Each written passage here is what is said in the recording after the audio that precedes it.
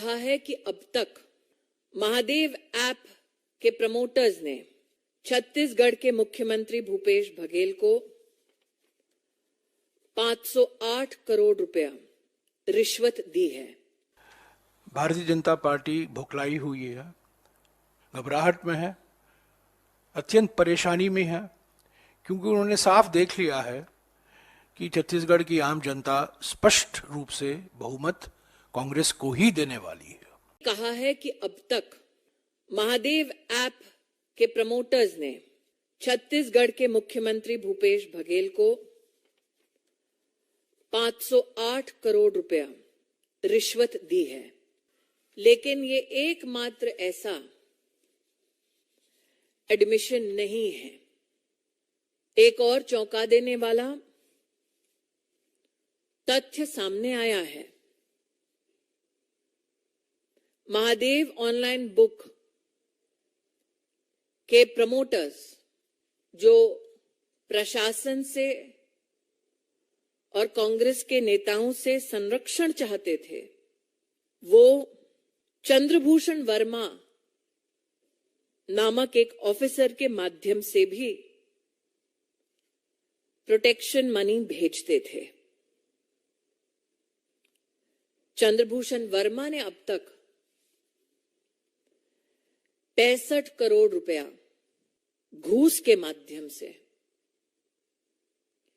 Bribe के माध्यम से महादेव के ऑनलाइन बुक प्रमोटर्स के संरक्षण के लिए हैंडल किया है। इन्वेस्टिगेटिंग एजेंसीज ने मल्टीपल सर्च में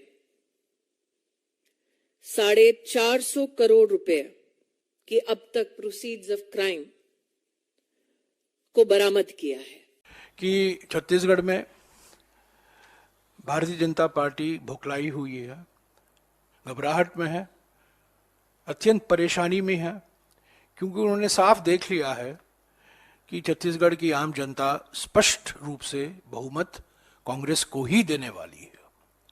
इसीलिए आखिरी दिनों में ईडी का भरपूर दुरुपयोग किया जा रहा है।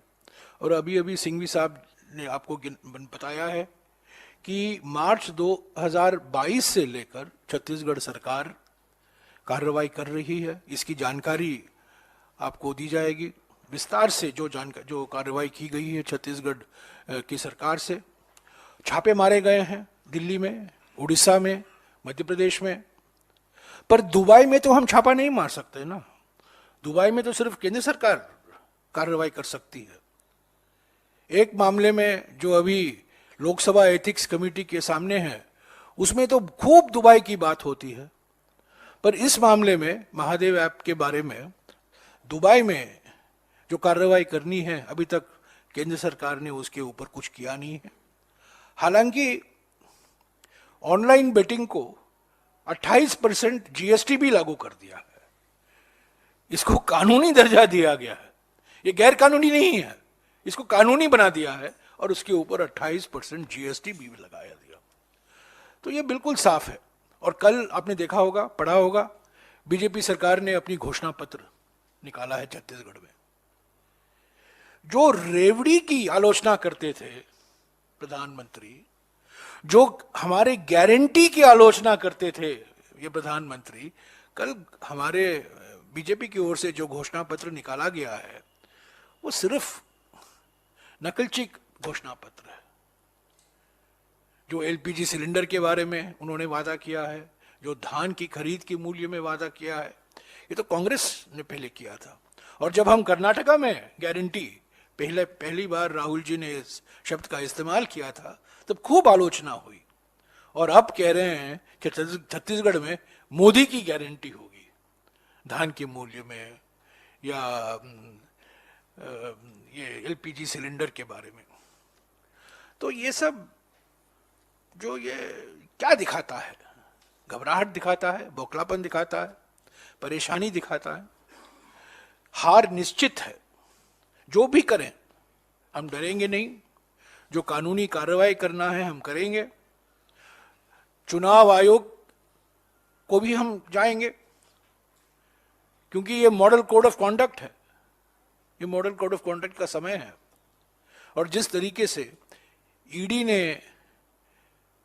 आरोप लगाए हैं हमारे मुख्यमंत्री छत्तीसगढ़ के ऊपर, और उसके बाद कहते हैं सब्जेक्ट टू इन्वेस्टिगेशन, ये सब मॉडल कोड ऑफ कॉन्डक्ट, आचार संहिता का ये उल्लंघन है। चुनाव आयोग में जाएंगे, जो कार्रवाई करनी है न्यायालयों में हम जरूर अगले कदम लेंगे। हम डरे नहीं हैं, लड़ेंगे, सत्य हमारे पक्ष में है। और 3 दिसंबर को जनता छत्तीसगढ़ में और राजस्थान में स्पष्ट तरीके से इनको